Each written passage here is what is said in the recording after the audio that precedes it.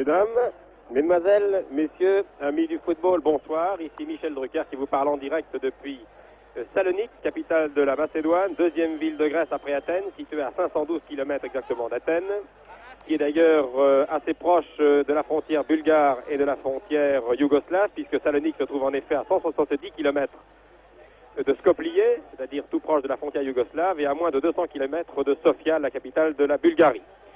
Salonique, le stade Kaftangoglion, qui accueille ce soir deux des plus grandes équipes européennes, Leeds United et le Milan AC, qui vont disputer la 13e finale de la Coupe des vainqueurs de Coupe. Au moment où nous prenons l'antenne d'ailleurs, les deux équipes font leur entrée sur le terrain. Si vous vous intéressez au football, vous savez que la Coupe des vainqueurs de Coupe est une des plus belles compétitions européennes au niveau des clubs, après la Coupe des clubs champions, avec aussi la Coupe de l'Union européenne. Et ce soir, pour sa 13e édition, elle va opposer deux très grandes équipes qui sont des équipes habituées aux grandes rencontres européennes, puisque Leeds United et Milan AC ont un palmarès étonnant dans toutes les compétitions européennes. L'équipe de Milan AC, que vous reconnaissez ici à gauche, avec le grand, l'immense Gianni Rivera qui porte le brassard de capitaine, fait son entrée. Elle joue pratiquement au complet ce soir, à l'exception de Pietrino Prati, une des grandes étoiles du football transalpin qui est blessée, fracture de la malléole il y a 8 jours en championnat, il ne joue pas. À droite, l'équipe de Leeds United avec, si j'ai bonne mémoire et si je vois bien, Paul Riney en tête avec Harvey. L'équipe de Leeds United que vous avez vu récemment sur la deuxième chaîne disputer la finale de la Coupe d'Angleterre contre Sunderland, qui fut un grand moment de football que vous n'êtes sans doute pas prêt d'oublier. Alors ce soir, la Coupe des Coupes. Leeds United, c'est la grande équipe d'Angleterre, celle qui a remporté déjà plusieurs grands trophées européens, qui a remporté la Coupe de l'UEFA en 68, celle qui en 71 remporta la Coupe de l'UEFA pour la seconde fois en battant la Juventus, un autre grand club italien dont nous reviendrons dans les prochains jours, car la Juventus est qualifiée pour la finale de la Coupe des Champions. Vous voyez ici le gardien de Milan, William Vecchi. Quant à l'équipe de Milan, elle a aussi un palmarès extraordinaire. Vainqueur de l'épreuve, c'est-à-dire de la Coupe des Coupes en 1966, vainqueur de Hambourg, le club de Uwe Zeller, 2-0, c'était en 68. En 58, finaliste de la Coupe des Champions, mais battu par le Real. En 63, vainqueur de la Coupe des Champions, vainqueur de Benfica. Et puis en 69, une très grande saison pour le Milan AC. Coupe des Champions, vainqueur de l'Ajax, c'était à Madrid, 4-1. On sait par la suite, on sait ce qu'est devenu l'équipe d'Ajax par la suite. Elle a succédé au Milan AC, et de quelle manière. Voici l'équipe de Leeds. Vous remarquerez, si vous suivez le football international, que cette équipe de Leeds n'est pas au complet. C'est presque une équipe expérimentale, car vous ne voyez pas Billy Bremner, vous ne voyez pas Alan Clark, vous ne voyez pas Giles, trois des meilleurs joueurs de l'équipe de Leeds qui ne sont pas là. Giles, cet Irlandais que nous reverrons en principe samedi prochain à Paris au Parc des Princes en Coupe du Monde au cours du match France-Irlande, n'est pas là. Il a été blessé justement au cours de cette match de Coupe du Monde contre l'URSS la semaine passée. Bremner est suspendu, Clark également. C'est un coup très dur pour Don Revie, l'entraîneur de cette équipe de Leeds. Que voici pour l'équipe de Milan. Vous le voyez, l'équipe au complet, à l'exception de Prati qui est blessé, Vecchi est dans les buts, Sabatini, Zignoli, Anquiletti, Touron, Rosato, Anquiletti sont deux des vétérans de cette équipe. Ils étaient déjà là en 69 lors de la finale contre Ajax. Rivera était là aussi, et vous avez remarqué que Chiarugi porte le numéro 11, c'est une des grandes étoiles du football italien. C'est Paul Riney,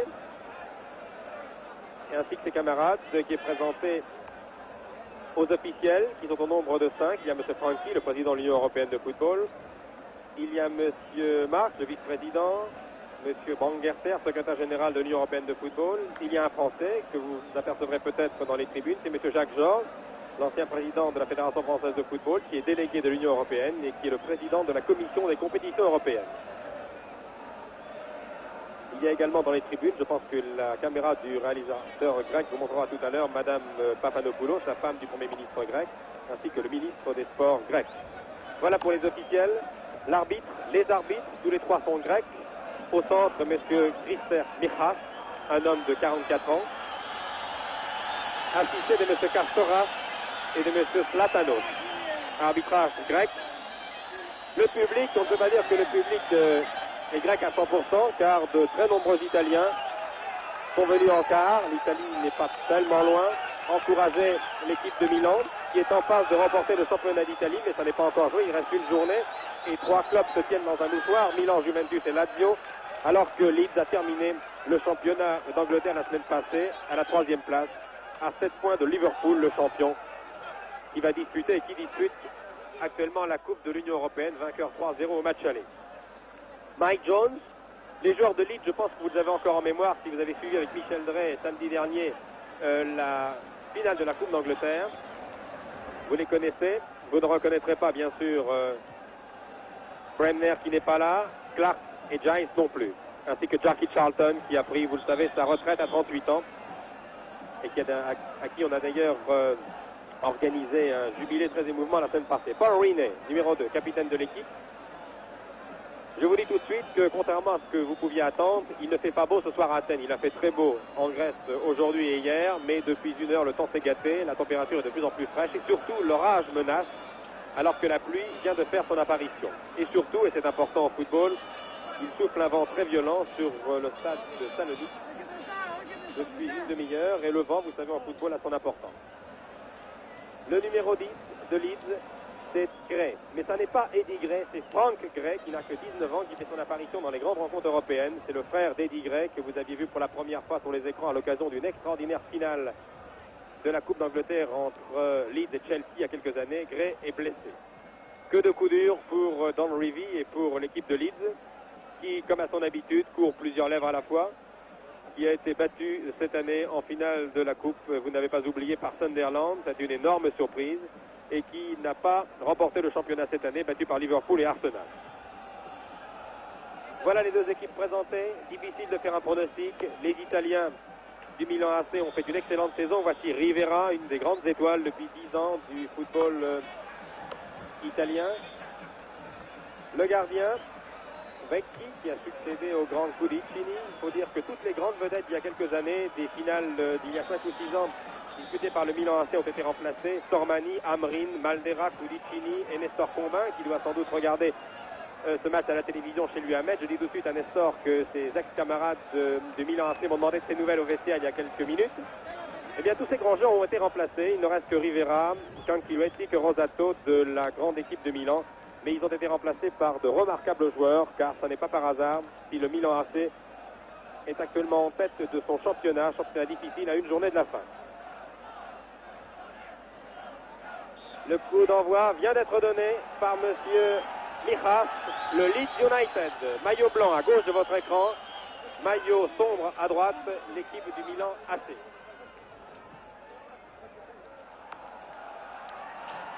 La première balle est pour Norman Hunter, un des piliers de l'équipe de Leeds et de l'équipe d'Angleterre. Rivera essaie de donner un attaque pour Bigon. Ce sont les Britanniques avec Mike Bates qui tente la première attaque. Jones, dégagement de l'arrière-défense milanaise.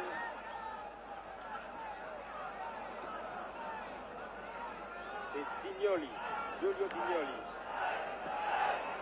Il a donné à son camarade Rosato. Paul Riney, capitaine de Leeds, a donné à Jordan. Jordan qui monte balle au pied, cherche un partenaire démarqué, donne derrière lui à Paul Medley, partie numéro 5. Lui aussi plusieurs fois sélectionné dans l'équipe d'Angleterre. Gray a essayé de tirer, et c'est finalement l'Italien qui repart par Sabadini. Giuseppe Sabadini, 24 ans, un des meilleurs joueurs de l'équipe de Milan, qui joue sans Solinière, vous l'avez remarqué, Solinière est blessé. Rivera, une balle de Rivera. Riney avec Yorat. On joue depuis 2 minutes exactement, ici à Salonique. Yorat qui remonte tout le terrain.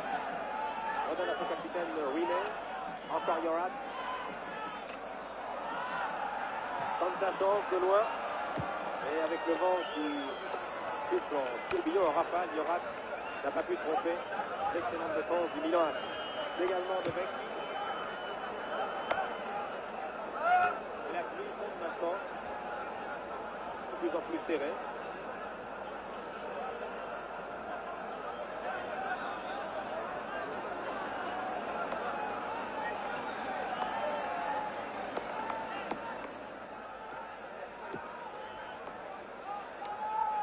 Touron.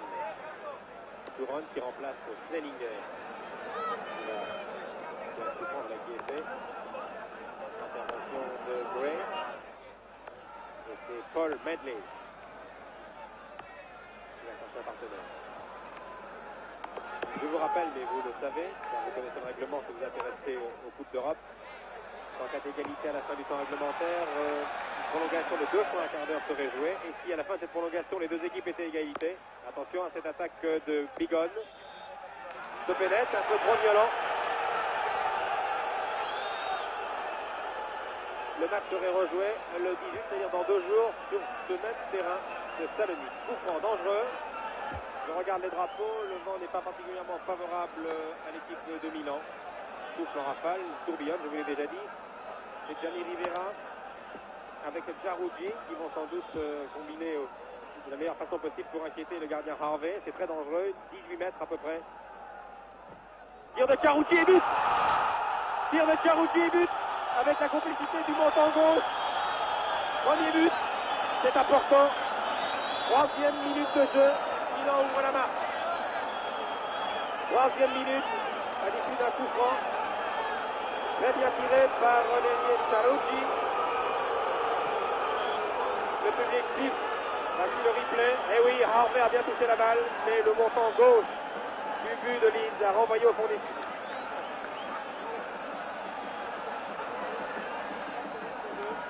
But de Gianluigi.